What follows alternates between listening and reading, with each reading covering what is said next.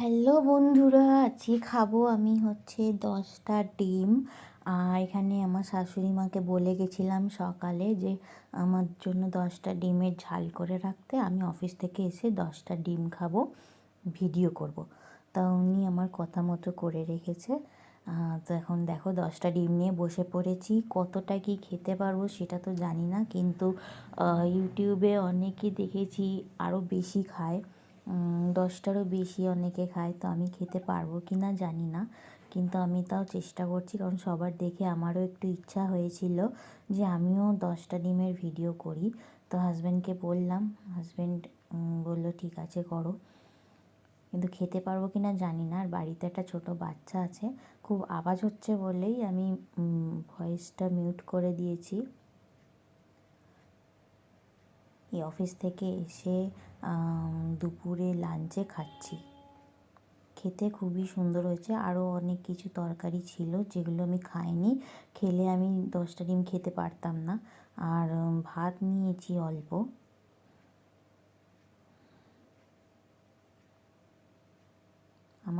আমার মা এখন ছেলেকে সামলাচ্ছে।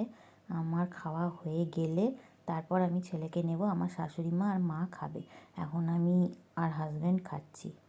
তো দেখো ও খুব চেঁচাচ্ছে বলে আমি আমার শাশুড়ি মা দরজা বন্ধ করে দিয়েছে যাতে আমার ডিস্টার্ব না হয়। ডিম আমার খুবই প্রিয় জিনিস। আমি ডিমের পোচ, ভাজা, হাফ বয়েল সব রকমই খেতে পারি। মানে যখনই ডিম দেবে আমি ডিম খেয়ে নেব।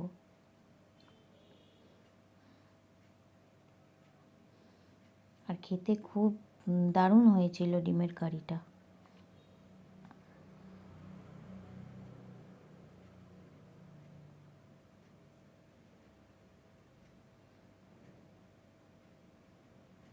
তোমরা পুরো ভিডিওটা দেখতে থাকো, আমি খেতে পারছি কিনা সেটা দেখো। আর ভিডিওটা ভালো লাগলে সাবস্ক্রাইব করে দিও।